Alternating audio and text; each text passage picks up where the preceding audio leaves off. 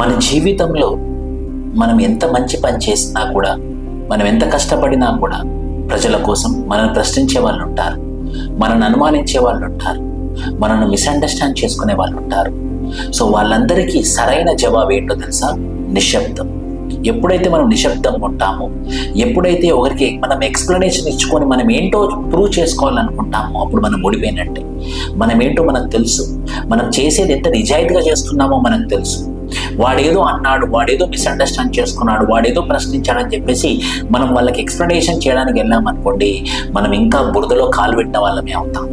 So ఒకటి ఖచ్చితంగా గుర్తుంచుకోండి, ఎప్పుడైనా కూడా మనం మిస్అండర్స్టాండ్ చేసుకోవడానికి ముందుగా ఉంటారు.